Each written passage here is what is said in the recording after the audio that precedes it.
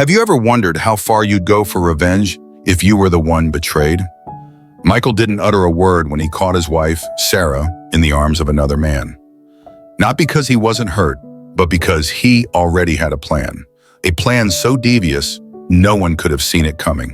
Secret meetings, hidden texts, and a psychological battle of epic proportions were about to unfold. Sarah might think she's safe, but does she realize that the moment she turned away, everything began to unravel? Before continuing the story, tell me which city you are watching from. I want to know how far this video has come. Don't forget to like and subscribe to the channel so I can send you exciting stories like this every day. The night was alive with the glimmer of champagne flutes and the hum of muted conversation. It was a party Sarah had been looking forward to for weeks, hosted by our mutual friend Luke at his sprawling estate just outside the city. The house was a marvel, modern, sleek, and decorated with the kind of pretentious minimalism that screamed wealth. I never much cared for Luke's parties, but Sarah loved them. She thrived in the limelight, mingling with socialites and flashing her perfect smile for anyone who cared to look. I wandered through the crowd, drinking hand, playing my usual role of supportive husband. Sarah was somewhere, probably dazzling someone with her charm. I was used to her magnetism. She was the kind of woman people couldn't help but gravitate toward. For years, I had told myself that her flirtations were harmless, part of her personality. Tonight, though, something felt different. A little after midnight, I decided to take a break from the endless small talk. I walked out to the garden, which was dimly lit with strings of fairy lights, casting a soft glow over the manicured hedges. It was there in the shadow of the rose trellis that I saw them, Sarah and Joshua Hugh. They were pressed close together, their bodies practically merging in the dim light. Joshua Hugh's hand rested on her waist, his lips brushing her ear as he whispered something that made her laugh. A laugh I hadn't heard in years, carefree and genuine. I stood frozen, my drink forgotten in my hand, as Joshua Hugh leaned in and kissed her. It wasn't a fleeting kiss either. It was passionate, deliberate, the kind of kiss that left no room for misunderstanding. Sarah must have sensed me because her eyes darted up, locking onto mine. For a split second, her face fell, and I saw the guilt bloom there. She pulled away from Joshua Hugh, smoothing her dress as if that could erase what I just witnessed. Without a word, she turned and walked briskly back into the house, leaving Joshua Hugh standing there looking confused. I didn't follow her, couldn't. My mind was racing, my heart pounding with a mixture of rage and something colder, something more dangerous. I wasn't just angry, I was calculating. By the time I returned to the party, Sarah had already left. A few people noticed my absence, but I waved them off with an excuse about needing fresh air. I stayed just long enough to avoid suspicion, then called an Uber and headed home. When I walked into the house, it was silent. Sarah's shoes were by the door, her coat draped over the back of a chair. She was upstairs in our bedroom, pretending to be asleep. I didn't confront her, not yet. Instead, I poured myself a whiskey and sat in the dark, letting the events of the night replay in my mind. She thought I was upset. She thought I'd brood for a few days, maybe yell or cry or accuse her of betrayal. But as I stared into my glass, a plan began to take shape. I wasn't going to confront her, not in the way she expected. No, I was going to make her pay, slowly, methodically. And by the time I was done, she wouldn't just lose me, she'd lose everything she valued. Sarah didn't know it yet, but tonight was the beginning of her downfall. The morning after the party, Sarah acted as if nothing had happened. She floated into the kitchen, her hair still tousled from sleep, wearing the silk robe I had bought her for our anniversary. The smell of freshly brewed coffee filled the air as she poured herself a cup and sat at the table opposite me. "Did you have fun last night?" she asked, her voice casual. I took a sip of my coffee, careful to keep my expression neutral. "It was fine. You left early." Her hand twitched slightly, a crack in her facade. "Oh yeah, I wasn't feeling well. Too much champagne, I think." I nodded, letting the lie hang between us. She was testing me, gauging my reaction, but I didn't give her the satisfaction. Instead, I smiled. "Maybe we should spend some time together this weekend," I said, as if the idea had just come to me. "Go somewhere, just the two of us." Her eyes widened slightly, and for a moment I thought she might confess.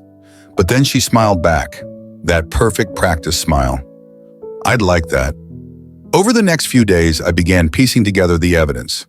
Please comment number 1 so that I can know that you like the video and subscribe to our channel. Your support is a great inspiration and encouragement for us. Thank you very much. I wasn't about to confront her without proof, not because I wanted to save the marriage, but because I wanted to make sure she couldn't talk her way out of it. I started with her phone. It wasn't hard to guess her passcode. It was the same one she used for everything. Late at night, while she was in the shower, I unlocked it and began my search. The first clue was in her messages. At first glance, everything looked innocent. Texts from friends, colleagues, and family. But then I found a thread with Joshua Hugh. It was buried under a fake contact name. Linda Yoga. Clever but not clever enough. The messages were exactly what I expected. Flirty at first, then progressively more explicit. They'd been meeting for months, sneaking around under my mouth while I played the oblivious husband. My hands clenched in a fist as I read, but I forced myself to stay calm. This wasn't the time for anger. This was the time for strategy. Next, I check her email. This was trickier, but Sarah wasn't as careful as she thought. She'd left her work laptop logged in, and I took full advantage. The emails were less incriminating, but still damning. There were travel receipts for hotels she claimed were for work trips, suspiciously timed lunch meetings, and even a few photographs, selfies she had taken and sent to Joshua Hugh. Her expression far more intimate than anything I'd seen from her in years. By the time I was done, I had enough evidence to confront her a dozen times over, but that wasn't the plan. Confrontation was too easy. The following evening, Sarah brought up the weekend getaway I had suggested. "Have you thought about where we might go?" she asked, her tone light, almost hopeful. I nodded. I was thinking something simple, a cabin upstate, quiet, secluded, just the two of us. She smiled, but I could see the hesitation in her eyes. She was probably worried about being cut off from Joshua Hugh, but she didn't dare say no. "That sounds nice," she said finally. "It'll be good to reconnect." Reconnecting wasn't what I had in mind. As the week went on, I continued gathering information. I tracked her movements, using the location sharing feature on her phone that she didn't even realize was enabled. She met Joshua Hugh twice, once for lunch at a small cafe downtown, and again at his apartment. Each time I documented everything, photographs, timestamps, even video clips from my car parked down the street. By the time Friday rolled around, I had a dossier that could ruin her life. And yet, I felt no satisfaction. Not yet, because the real game was just beginning. That night, as we packed for our weekend getaway, Sarah was unusually affectionate. She kissed me on the cheek, ran her fingers through my hair, and even offered to cook dinner. A rare occurrence. It was almost funny. She thought she was in control, that her little act would keep me in the dark. She had no idea that I knew everything. As we loaded our bags into the car the next morning, I glanced at her and smiled. "Ready?" I asked. She nodded, her eyes shining with what I assumed she thought was relief. I started the engine and pulled out of the driveway, heading north toward the cabin. In her mind, this trip was a chance to rebuild our marriage. In mine, it was the next step in dismantling her life. The drive to the cabin was uneventful. Sarah chattered about the scenery, the change of pace, how nice it would be to get away from the noise of the city. I nodded and smiled, playing the part of the attentive husband. Beneath the surface, my mind was racing. Everything I needed for the next step of my plan was already in motion, and I was counting on Sarah's obliviousness to carry me through. The cabin was nestled deep in the woods, a charming two-story retreat surrounded by tall pines and the serene quiet of nature. Sarah seemed genuinely excited as we arrived, walking through the house with an enthusiasm that almost seemed innocent. "This is perfect," she said, beaming at me as she set down her bag. "Thank you for planning this," I smiled back. I thought we could both use the break. The first evening passed without incident. We cooked dinner together, drank wine by the fireplace, and even laughed, a rare sound in our marriage these days. If someone had looked in on us, they might have thought we were a happy couple, but I wasn't interested in happiness. I was laying the groundwork. As Sarah drifted off to sleep in the master bedroom, I stayed awake. I sat by the fire, scrolling through my phone and checking the progress of the traps I'd already set. My first step had been to tip off Sarah's boss about her inappropriate relationships. Using an anonymous email account, I'd send him copies of the explicit messages and photographs I'd found. The subject line was simple, for your eyes only. I imagined the fallout that would follow. Sarah prided herself on her professional reputation, but her career was built on trust and discretion, qualities that her affair with Joshua Hugh undermined entirely. But that was just the beginning. The second day at the cabin, I suggested we go for a hike. There's a trail not far from here, I said, handing her a thermos of coffee, supposed to lead to a beautiful overlook. Sarah hesitated, her discomfort with outdoor activities evident. She wasn't the hiking type, but she smiled and agreed. The hike was strenuous, and Sarah struggled to keep up, her breaths coming in short gasps as we climbed the steep incline. I stayed just ahead of her, guiding her along the trail, my phone buzzing occasionally in my pocket. Each vibration was another piece of my plan falling into place. By the time we reached the overlook, Sarah was exhausted. She sat on a rock, staring out at the sprawling forest below. "This is beautiful," she said, her voice soft. "I'm glad we came here." I sat beside her, the perfect picture of a devoted husband, and handed her a bottle of water. "It is," I agreed, my tone calm. "It makes you think about what really matters." She glanced at me, something flickering in her eyes. Guilt maybe, or fear, I wasn't sure, and I didn't care. That evening, back at the cabin, I received a phone call from a close friend of ours, Joshua. I put the call on speaker, making sure Sarah could hear every word. "Michael, have you seen the news?" Joshua asked, his voice urgent. "No," I replied, feigning ignorance. "What's going on?" "It's about Joshua Hugh," Joshua said. "Some pretty nasty stuff leaked online. Emails, pictures, it's all over the place. People are saying he's been having an affair. Do you know anything about it?" Sarah froze, her face draining of color. I could see the panic building in her eyes, but she said nothing. "No idea," I said, keeping my voice steady. "That's surprising. He always seemed like a stand-up guy." "Yeah, well, not anymore," Joshua said grimly. "Anyway, thought you'd want to know. Talk later. Please pause for 2 seconds. Please don't forget to like this video and subscribe to the channel. Your support is a great inspiration and encouragement for us. Thank you very much." As the call ended, Sarah excused herself to the bathroom. I heard her muffled voice as she frantically made a call, no doubt trying to reach Joshua Hugh. She didn't know I'd been monitoring her phone all along. Her call didn't go through. Joshua Hugh wasn't answering. Of course he wasn't. He was too busy dealing with his own fallout. Later that night, Sarah returned to the living room, her face pale and drawn. "Is everything okay?" I asked, keeping my tone neutral. She hesitated, then nodded. "Just tired," she said. I didn't press her. I wanted her to stew in her anxiety, to wonder how much I knew, how much was coincidence, and how much was by design. As she went to bed, I stayed up again, making one last call to a lawyer I'd already retained. By the time this weekend was over, Sarah's humiliation would be public, her career would be in jeopardy, and her relationship with Joshua Hugh would be in tatters. And she still had no idea what was coming next. The final morning at the cabin started quietly. Sarah moved around the kitchen with a distracted air, her usual cheerful demeanor replaced by nervous energy. She burned the toast and didn't seem to notice. Her eyes kept darting to her phone, waiting for a message or a call that wouldn't come. I pretended not to notice. "We should head back early," I said casually over coffee. "I have a lot of work to catch up on." She nodded quickly, her relief palpable. She wanted to get back to the city, back to her comfort zone. But she didn't realize that her comfort zone was about to collapse. We arrived home by late afternoon and Sarah all but ran inside. She disappeared into the bedroom, closing the door behind her. I could hear the frantic tapping of her fingers on her phone, calling, texting, searching for answers. I left her alone. Instead, I settled into my office and opened my laptop. The dominoes were falling perfectly. My anonymous tip to Sarah's boss had caused a ripple effect that morning. Her company had already put her on suspension, pending an internal investigation.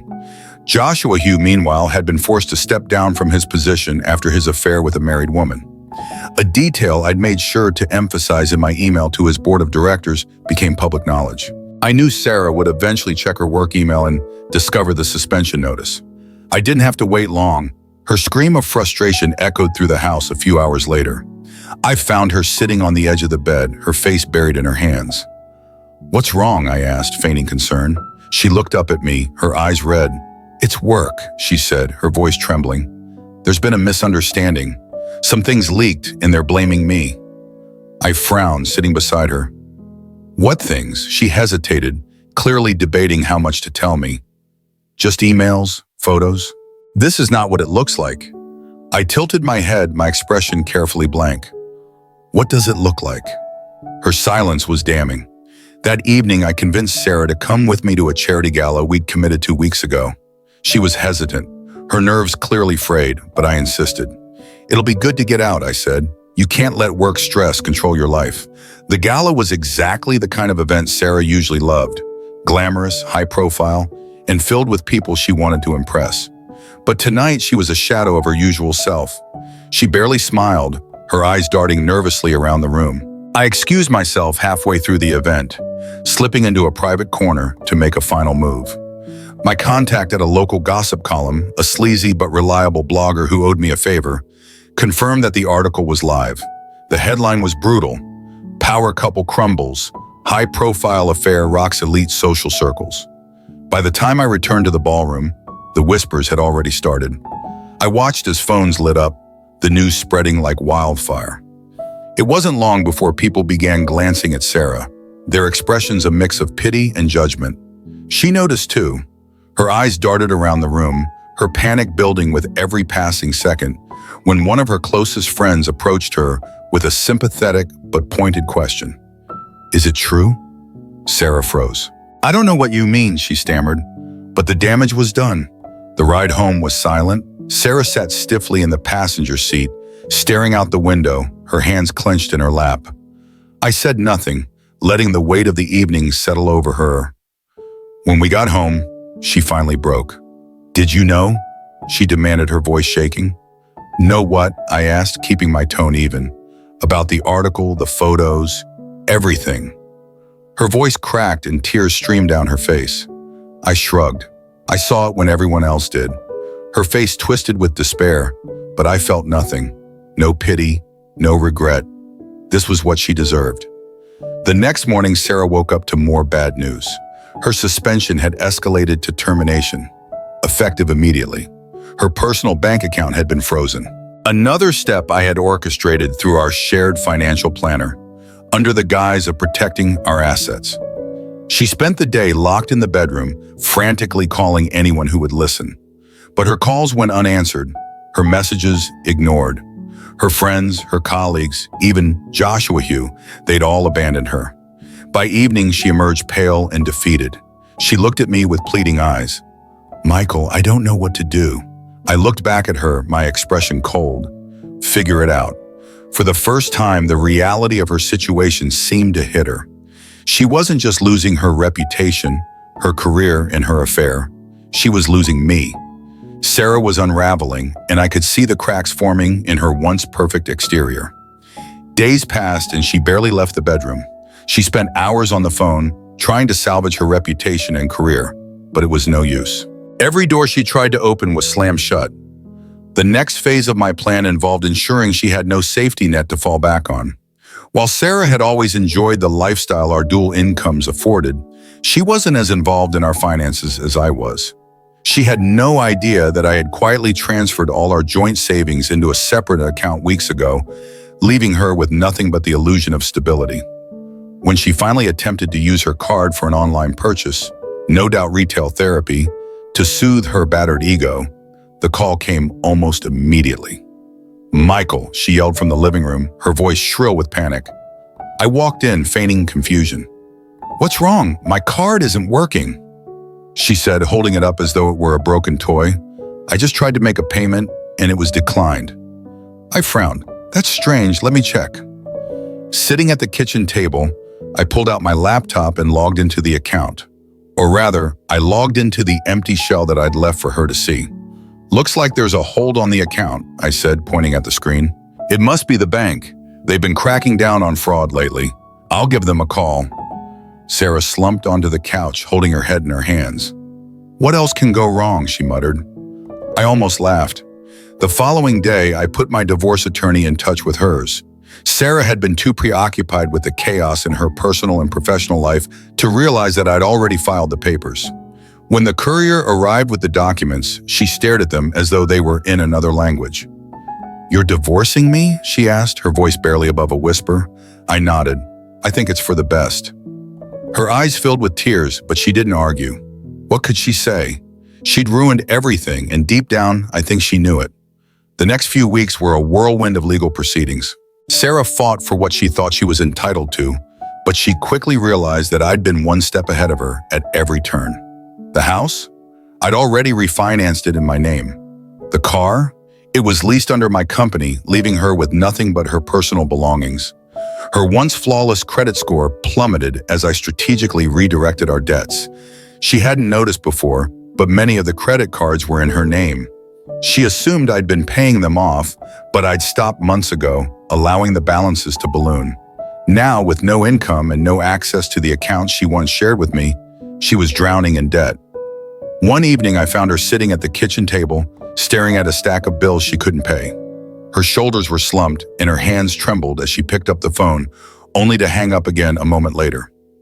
"Who were you going to call?" I asked, leaning against the doorway. She flinched, startled by my presence. "No one," she said quickly, her voice hollow. I stepped closer, crossing my arms. "Joshua Hugh, maybe?" Her head shot up, her eyes wide with guilt. "Don't bother," I said coldly. "He's broke too. Lost his job, his reputation, and probably his marriage by now. You two deserve each other." Tears spilled down her cheeks, but I felt no sympathy. "You did this to yourself, Sarah," I continued. "You threw away everything we had for what? A fling? Some cheap thrill?" "I didn't mean for it to happen," she sobbed. I laughed bitterly. "Didn't mean for it to happen? You planned it. You lied, cheated, and betrayed me over and over again. You don't get to play the victim now." That night, I slept in the guest room while Sarah cried herself to sleep. It should have been satisfying, watching her suffer the consequences of her actions. And in some ways it was. But there was a hollowness to my victory that I hadn't anticipated. I had destroyed her, just as I'd planned. But what had I really gained? Sarah was broken, and I was alone. The revenge had been perfect, but it wasn't enough. And as I lay there in the dark, I realized something unsettling. I had spent so much time plotting her downfall that I'd forgotten to think about what came next. Sarah was a shell of the woman she once was. She moved through the house like a ghost, her face pale, her energy drained. The spark she once carried, the same spark that had drawn me to her years ago, was completely extinguished. She tried to talk to me several times, her words wavering between apologies and desperate attempts to explain. Each time I gave her nothing but silence. It wasn't that I didn't want to hear her excuses. It was that I didn't care anymore. The divorce papers were signed within weeks. The court, swayed by the overwhelming evidence I had presented, proof of her infidelity, her financial recklessness, and her moral failings, granted me almost everything. Sarah was left with the bare minimum. Enough money to cover a few months of rent on a modest apartment and the tarnished remains of her reputation. But I wasn't finished. 2 weeks after the divorce was finalized, I sent her a letter. It wasn't long, just a single page, but every word was calculated. "Dear Sarah, you probably think you've hit rock bottom by now, but I wanted to make sure you truly understood what happened and why. I saw you that night at Luke's party. I saw you with Joshua Hugh under the rose trellis, kissing him like I didn't exist. You looked so happy, so free. Did it even cross your mind that I might see you? Did you care?" At first I was angry, furious. I wanted to scream, to confront you, to demand answers. But then I realized something. You weren't worth my anger. You weren't worth the pain. What you were worth, however, was my revenge. Everything you've lost, your career, your friends, your security, it wasn't bad luck. It was me. I made sure every piece of your perfect little life crumbled. And the best part, you handed me the tools to do it. I gave you everything, Sarah. I trusted you, loved you, and you threw it all away for what? A man who used you just like you used me. Now you're alone, just like I was when you betrayed me. Goodbye, Sarah. I hope you think of me every time you see what you've become. Michael. The first didn't expect a response. I wasn't looking for one. The letter wasn't for her. It was for me. A final exorcism of the betrayal that had poisoned our marriage. But 2 days later, she called. The number was one I didn't recognize, likely from her new apartment. I almost didn't answer, but curiosity got the better of me. "Michael," she said, her voice trembling. "Sarah," I replied, keeping my tone even. "I got your letter," she began. "I don't even know what to say. I know I deserve everything that's happened. I know I hurt you, and I'm so sorry." "But what now? What now?" I repeated, almost amused. "Yes," she said, her voice breaking.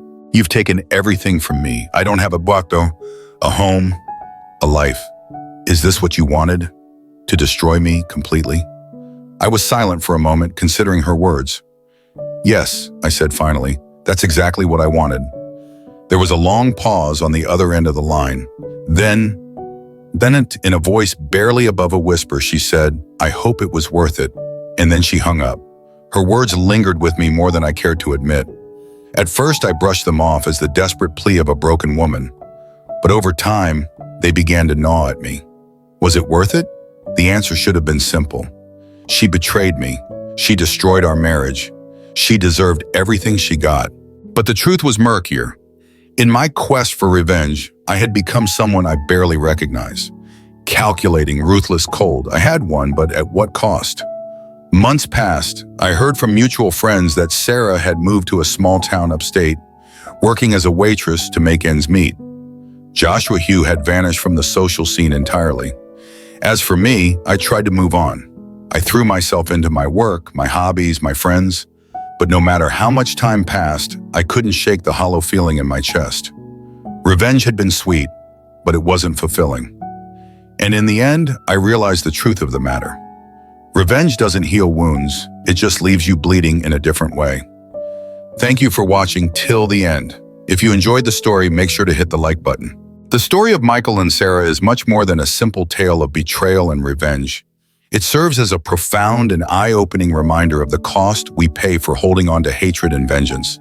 In the story, Sarah lost everything she held dear because of her own reckless decisions and betrayals. Yet, what may surprise you is that, despite achieving his long-sought revenge, Michael found no real peace or solace in the aftermath. In the end, both characters end up as winners and losers simultaneously. While Sarah's life crumbles around her, Michael's victory in dismantling hers leaves him hollow, as he realizes that no amount of revenge can truly heal the pain of betrayal. As we witness the unfolding of their lives, it's easy to be swept up in the emotions that arise from the situation: anger, pain, frustration, and the desire for retribution. The story leads us to reflect on the common human impulse to act out of fury when betrayed. It's easy to justify our anger and take actions driven by the overwhelming feelings of betrayal and hurt. But the big question remains: does revenge actually bring the peace and closure we believe it will? In Michael's case, while his meticulous revenge plan played out flawlessly and led to Sarah's downfall, the sense of accomplishment he might have imagined was ultimately absent. No amount of revenge, no matter how meticulously planned, can ever truly erase the emotional scars left by betrayal. The hollow feeling Michael experiences at the end of his journey is a direct result of his obsession with revenge. He achieved his goal, but the emptiness that follows reveals a harsh truth. Revenge doesn't lead to the emotional healing we so desperately seek. Throughout this gripping tale, we are shown that sometimes the deepest wounds aren't healed by anger or retribution.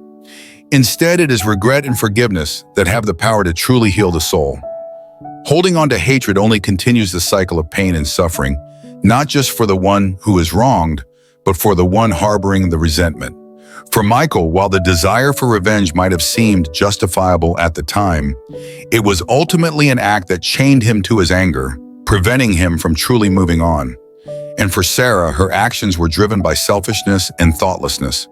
But the fallout was devastating for her, as it affected not only her career and relationships, but also her very sense of self.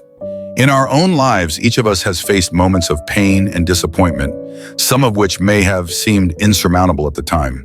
It is only natural to feel betrayed and hurt when someone we trust breaks that bond. But the question we must all ask ourselves is, will we allow the betrayal to define us? Or can we find the strength to forgive, even when it seems impossible? Forgiveness isn't about excusing the wrong that was done. It's about releasing ourselves from the chains of anger and resentment. It's about freeing ourselves from the past so that we can move forward, unburdened by the weight of the past. This story, though tragic, serves as a powerful reminder that sometimes the best path forward is not the one filled with vengeance, but the one that allows us to let go of the past and embrace a future filled with peace and healing.